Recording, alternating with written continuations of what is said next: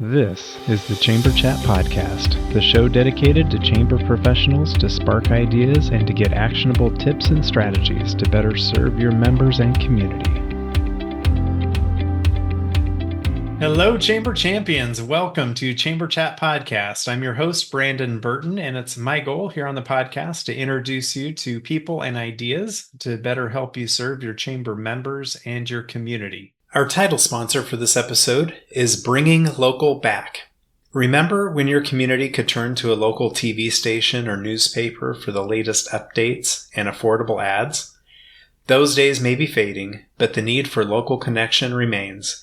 That's why we created Bringing Local Back, a game-changing platform that restores local visibility and advertising power to your community. It's more than just tech. It's about driving engagement and creating new revenue for your chamber. Ready to see the future? Visit bringinglocalback.com to schedule your demo today. This is the future of local commerce. Our guest for this episode is Barry Phillips.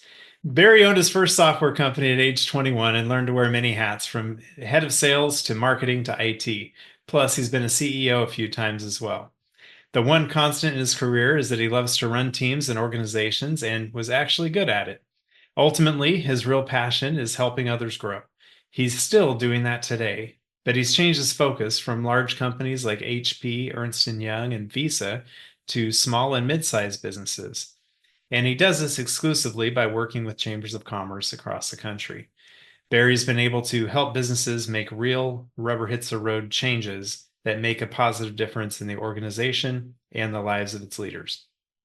Barry injects fun into his speaking, training, and consulting. He loves instilling new ideas and is all about changing process and behaviors to make real positive impact. But Barry, I'm excited to have you with us today here on Chamber Chat Podcast. I wanted to give you a chance to say hello to all the Chamber Champions who are out there listening and to share something interesting about yourself so we can all get to know you a little better. Okay. Well, thank you. I'm glad to be here, Brandon. I like that. The Chamber Chat, Chamber Champions. That's quite the alliteration you got going there. Something interesting about me, I think you mean in the personal sense. I guess something that's unique is I own 17 Dutch ovens. Do you even know what a Dutch oven is? I do. Yes. I grew up in scouting and whatnot. So a lot of camping. Those cast iron pots, you picture the old wagon master with his thing hanging over a fire. And that's kind of what it was in the 1800s. Still look kind of the same, but the cooking has advanced quite a bit. And I've done competition cooking with those things as well. So I do all sorts of cooking, but kind of getting known for the Dutch oven stuff, I guess, because it's a little bit more unique than other things. But that's something unique about me anyway. How does one amass a collection of 17 Dutch ovens? Well, you purchase them one at a time. Is it on accident or is it purposeful? Well, my first ones is I had a brother-in-law come up from California and bought a whole bunch of them to take back to people in California. And he got there and counted them and realized that he had two more than he actually paid for. He said, "Would you take these back to the store for me?" And I said, well, so I just called up the store and said, "How much do you want for these things?" I didn't want to drive to the store, was about an hour away, and I didn't want to do that. So I just paid for them. And so, well, I've got them. I might as well try cooking with them. And just kind of went from there. The rest is history, as they say. Yeah. All right. Well, tell us a little bit about your company. I know I shared some of that in your bio, but tell us what it is that you do, your interest in chambers and the work that you do with them, and kind of help set the stage for our conversation today. Well, my background is I'm a serial entrepreneur, and I have been doing that for years, running my own businesses a lot, and I've worked inside billion-dollar corporations and things as well. But I've spent a lot of time in training and consulting, and as you said in your bio, big companies like Hewlett Packard or Ernst & Young or Visa or Kenworth, those kinds of companies, and had some good success there, really good success. But still, the organizations are so large, it's really hard to affect real change. And so kind of in the post-COVID world, obviously there weren't a lot of folks out there wanting to do in-person training and going into corporations to help do things that way. People were pretty timid there for a while. And so I thought to myself, I've always worked with small businesses as well. I like them the best because you can affect real change and much faster. And so I thought, well, where do you go for that? Well, chambers of commerce seemed like a logical place. And so I started playing with some chambers and speaking and doing some training inside their organizations. And I found some interesting commonalities. And that is that most chambers didn't have a lot of money. It didn't take a lot of research to figure that one out. It was kind of blatant there. Um, but I found that the members really needed the training just as much as a big corporation, and probably more. People that own small and mid-sized businesses, there's a lot of stuff they need to do that they don't normally know how to do. I mean, you start a business because you love what it is you do. If it's a restaurant, you were a good cook, and so you thought you'd start a restaurant up, or you want a clothing boutique, you liked fashion or whatever. And all of a sudden you find out when you get into business, there's these annoying things called people that you have to deal with all the time. And it's a people business. I don't care what your business is.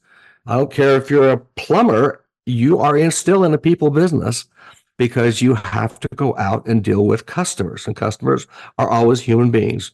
No matter how much AI wants to affect our lives, you still will get money paid to you by another person.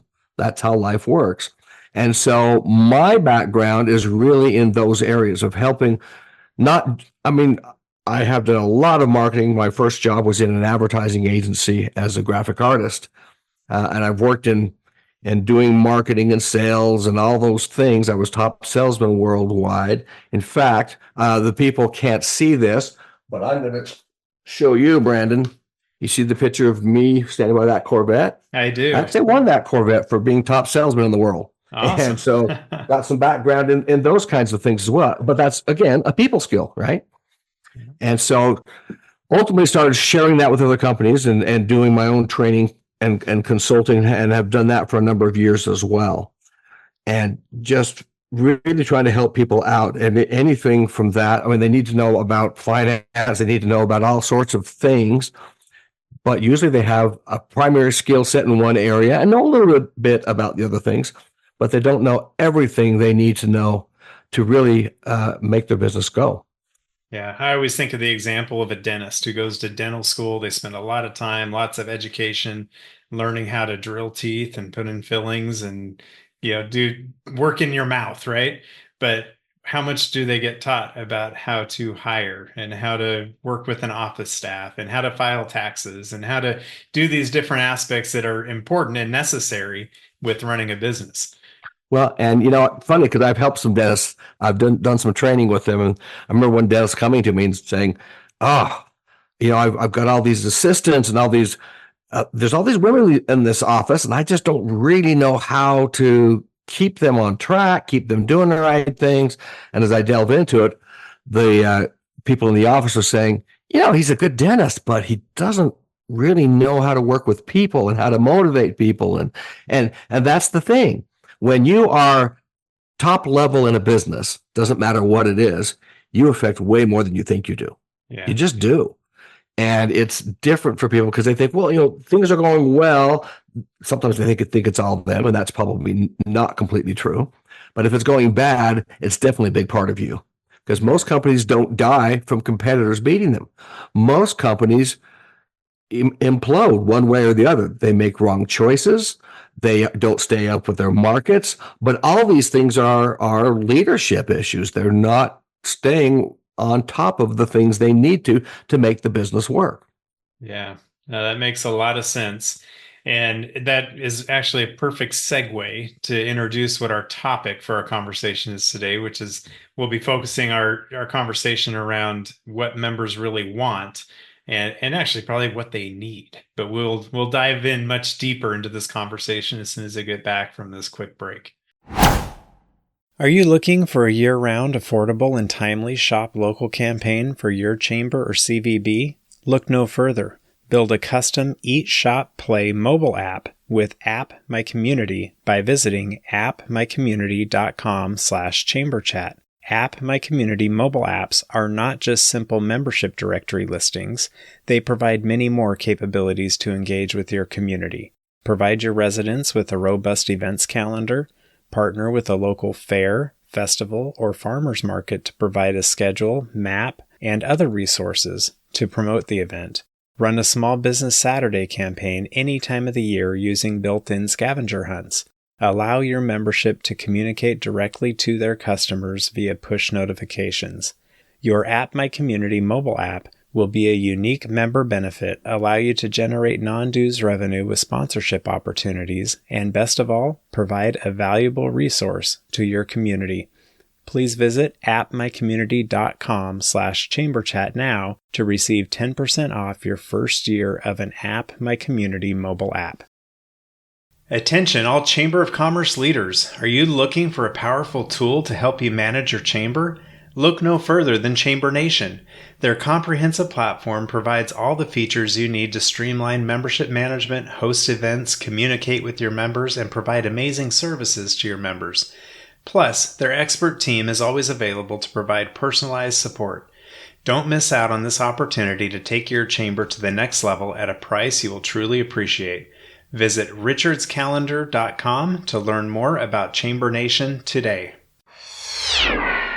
All right, Barry, we're back. As I mentioned before the break, we're talking today about what it is that members really want. So as a Chamber of Commerce listening, they've got, likely hundreds, maybe over 1,000 members, possibly. These are all different businesses, but what are some of these commonalities? What are these things that they really want and that they need, especially as it comes to their membership and how the chamber can help affect change with these members?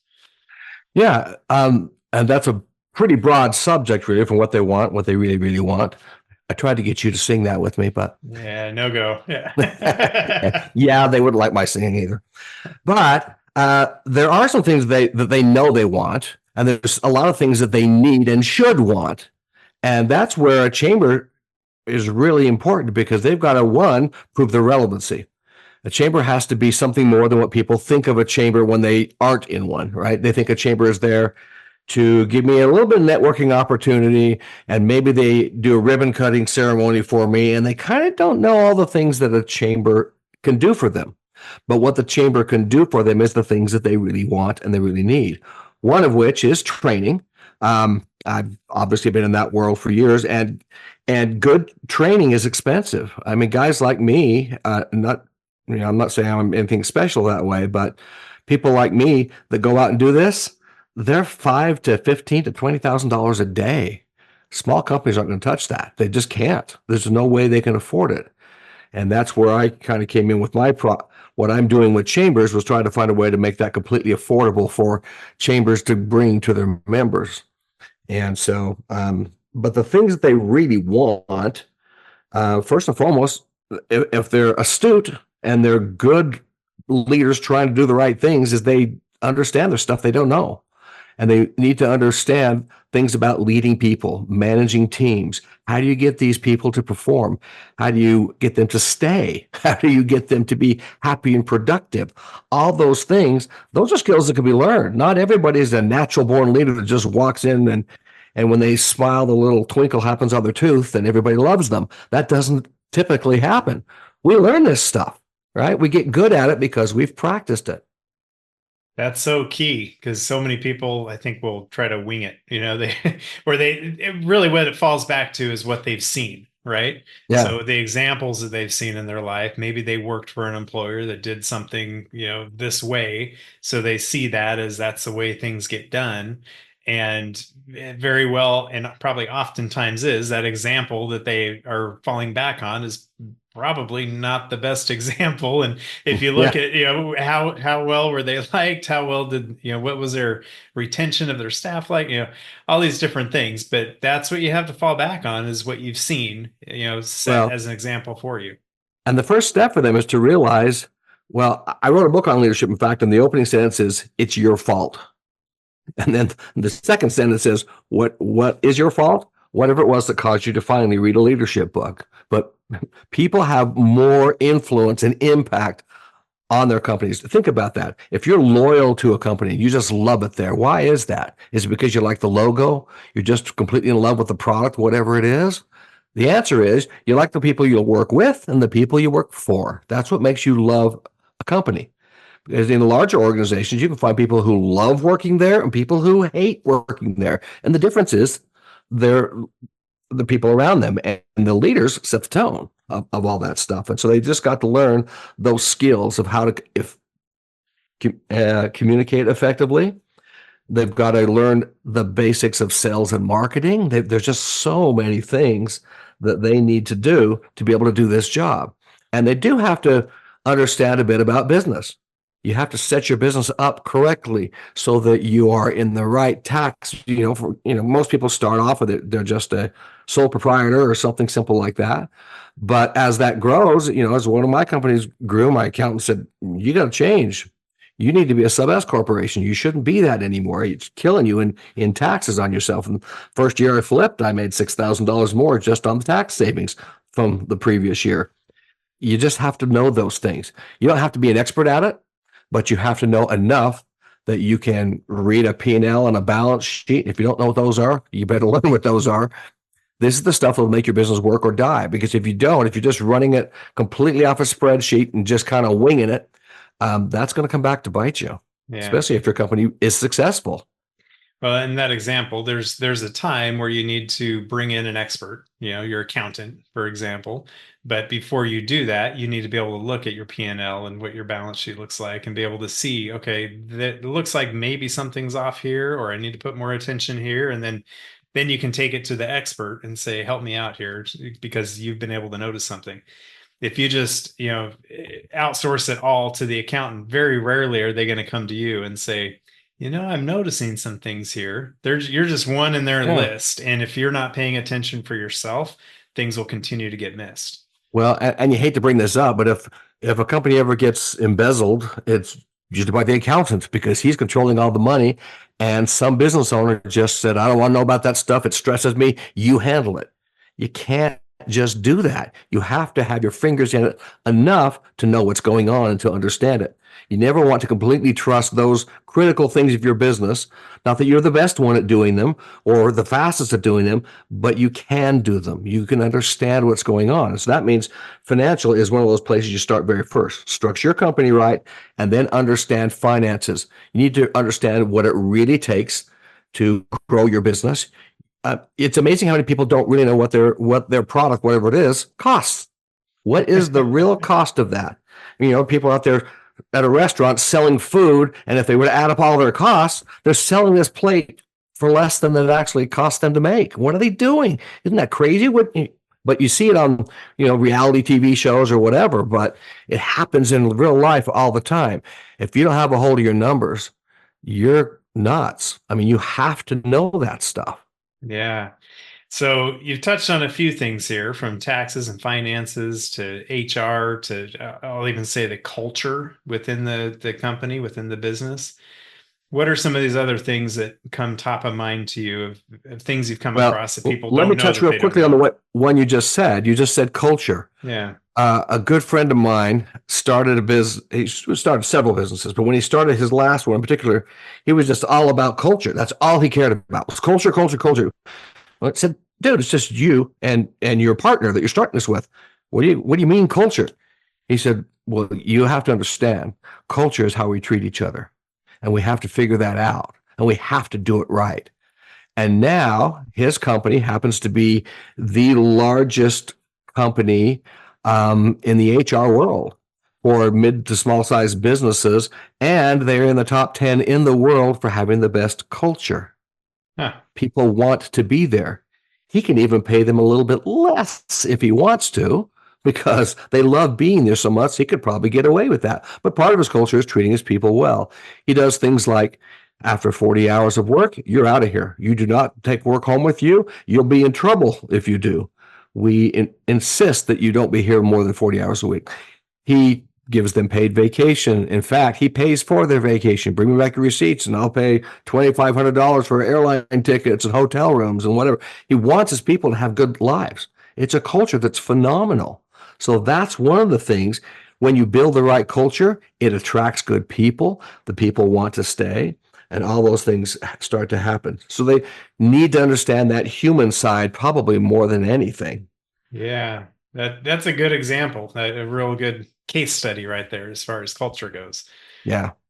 I mean, now that he has thousands of employees, it's pretty tough to turn that wheel when you've got thousands of people to do it differently. Yeah. But there are ways to do that.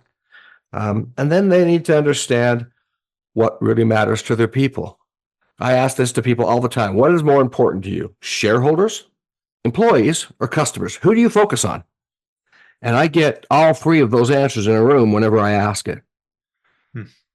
So, Brandon, what's the answer? Well, I think your employees need to be up there at the top. Otherwise, you can't serve your shareholders or your customers because you won't have the employees to make things happen. See, you should put a gold star on your forehead. You got that exactly All right. right. It is people. There, you see companies that are customer focused, and people hate working there.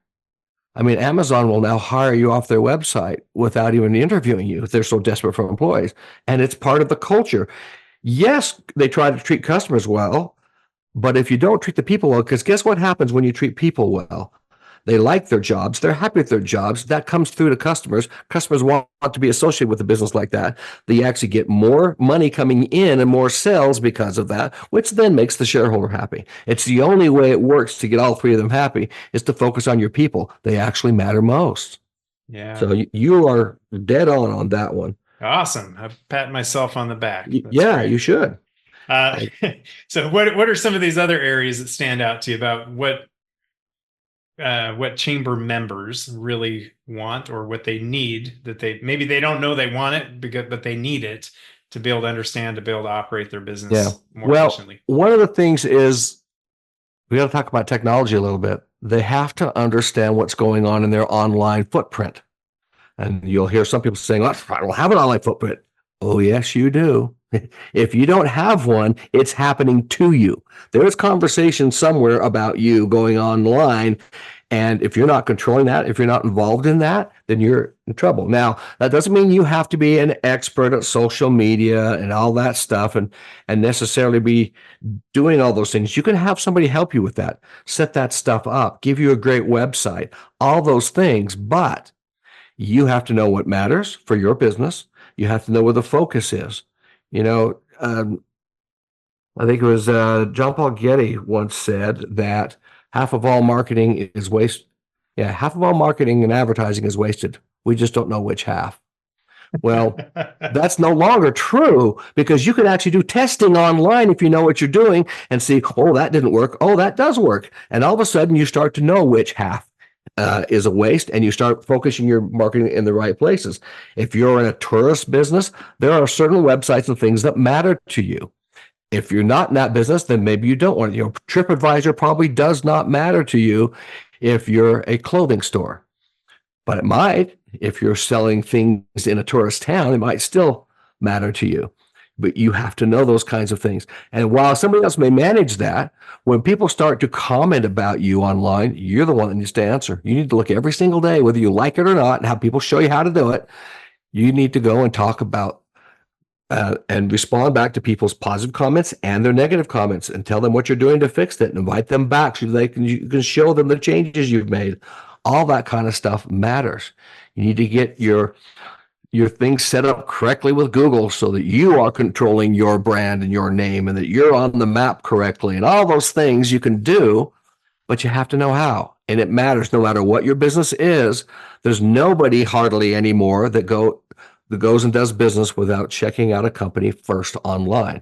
Yes, it'll be partly your website, but it'll be your social media footprint in whatever places that matter. Probably Google searches are big deals, no matter who you are. Yeah. Like Google or not, they still kind of own the world of people searching and looking for reviews and things like that. Yeah. I've mentioned it before on the podcast, but my background has been in advertising and media, chamber publishing and whatnot. And chamber members all the time will talk to me about the ad that they're placing with the chamber, and they'll want to get into the details of, well, what bullet points should I put in the ad? What about the phone number? Should I have a unique phone number? And like really trying to overthink things. And to your point, nobody does business with anybody without checking them out online first. So you want to put that carrot out there that really draws the attention, take them to your website, have a unique call to action, and then there's a process to be able to educate them about the rest of the things you do. But if you try to bombard with too much on the front end, they're going to ignore you and they're going to go to your website anyways if there's any interest to learn more. And again, no matter what your business is, you need to learn what your pitch is. What do people think of you? What is the image you have to others? I don't care how much you know about what you do and how cool you think that is. Does that matter? Even with what I am now doing for Chambers, it used to take me 40 minutes in a Zoom call to explain it to you. I went to a couple of live events, and that's in fact where you and I met at one of those. And by the end of that, I could do my entire pitch in about a minute and a half. Yeah. I had learned what people cared about and what they didn't, not what I cared about, but what they cared about. Because that's one of the key things is you better be selling what people want, not what you have. Yeah. They call it the elevator pitch, right?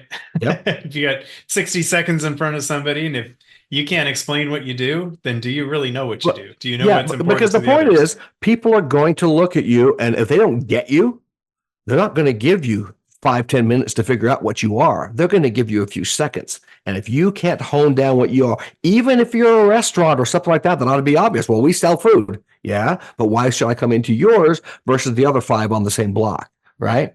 They need to get you very, very quickly. And you need to hone that down.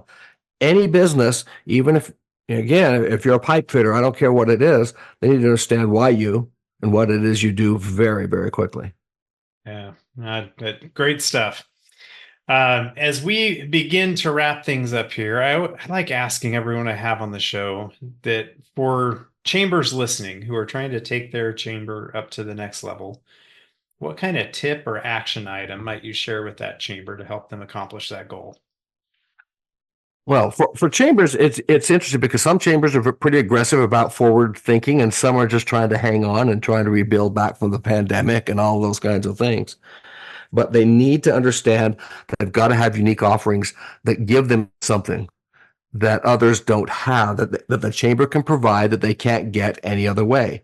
Networking is certainly that. You need to have good networking opportunities for people to get to know people. But if they're still in the same room week after week or month after month looking at the same people, that's not as stimulating as it needs to be. So you need to be growing and bringing new people in. And I know it sounds self-serving, but you need a training component. With what I'm doing for chambers, for example, they can't get it any other way through the chamber. They couldn't afford it, couldn't even come close to affording it any other way. And so you need to have things like that are things that chambers need to help with. Maybe you can bring on a consultant once in a while, really good people that will help people understand how to do the financial parts of their business. They need to have HR experts. You need to be bringing them a stream of people that can give them what they need so that they can have a reason to keep coming back to you. I mean, that's the bottom line. Are you still relevant to me now? I don't need you to do a ribbon cutting ceremony anymore. What can you do for me now? Why should I come back this year? You got to stay relevant. You got to get them tangible stuff that matters. And the good news for a chamber and staying relevant is there's always new things with how fast the economy moves these days, with how fast technology moves. There's always a need to educate and to get more valuable information in front of your members who don't have the time to do the research themselves and to put it all out there. But maybe it's a lunch and learn kind of a format. You come for lunch, they're going to eat lunch anyways. And can they take something away as they do that? Maybe it's a podcast episode where you bring on an expert Yeah. and they're sharing these tips. Maybe it's bringing in somebody like Barry who has his platform to be able to train and educate and bring your members up to the Yeah. next level. So, And I will tell you, you've all been to one of those lunch and learns where you thought you were going to get 45 minutes of education. What you got was a 45-minute sales pitch. right. Right? Make sure you're not bringing somebody in that just wants to sell you on their insurance or on whatever.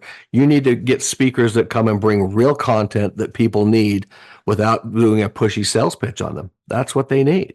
Yeah. Because otherwise they won't come back to the next lunch and learn and they'll think the Yep. chambers they just sell to me all the time. Right. Yeah. So, well, Barry, I like asking everyone as we look to the future of chambers of commerce. I know you've dove into the chamber world. How do you see the future of chambers and their purpose going forward? Well, chambers do have a lot of purposes, some of which from the past still are relevant to the future, right? Uh, Good chambers are even involved in what is best for small businesses, and they're watching the political front, and they're making affiliations with the local town councils and mayors all the way up to their state senates and those kinds of things where they can have that impact. And that's important. They've got to keep doing that. But they do need to be able to provide things online. They need to give people a reason to come back and think about the chamber. You're an association. Most of them aren't associated directly with the local government. Some are. But why? Why are they doing that? What is it you're bringing to them? Education is a big, big piece of that. But so is giving them the ability to meet other people, to have horizons open to them. You need to be going as a chamber to events where you can see what the next thing is, and you start bringing new things on board and always bringing new ideas and new products and things to them. People will, some people think, oh, I can't raise my rates on my people. Well, you can't if you don't show value. If you show enough value, you can. And it will make a big difference. You just got to be willing to go out there and say, here's what we give you that you can't get anyplace else, and be able to list off the education, the help with HR, the help with whatever it is that you think is relevant for your people and how to do that. And you've got to make sure that you can, again, for you got to have a sales pitch that's very quick. Here's what the chamber can do for you. Here's the unique things we offer you can't get anyplace else. And you get this all for this amount of money. That's a steal. That's right. And I love that. Taking it back to the sales pitch of the chamber to the community. Everybody's in a sales gig. I mean, you just having that line of, this is what we provide that you can't get anywhere else. Yep. That is so key. So I love it. Barry, I want to give you a chance to share any contact information for listeners who may want to reach out and connect and learn more about the services you offer, or just more about what we discussed today in this podcast episode. Where would you point them? What would be the best way for them to connect with you? Well, there's a couple of things. I've created a special website just for the heads of chambers, and it's called chamberoffer.com. Pretty easy to remember. You go there, and there's like 8 little videos. And they're all partly me on there. Sorry about that, but you'll be able to go through, and I'll walk you through all the things that I offer with my online. What I offer is a way for chambers to bring an online resource that's live, that's engaging, and has a permanent library of stuff to it as well, bringing great content of education to your people, and in such a way that chambers can actually make money off of it. And it's something that your members just really, really need. And so if you go to my regular website, barrykphillips.com, you'll get a flavor of my background there. That particular website's probably more suited for the big companies that I've worked with over the years, but you'll see who I am there. Chamberoffer.com will give you exactly what you need. But contact me directly. Just go to barry@barrykphillips.com.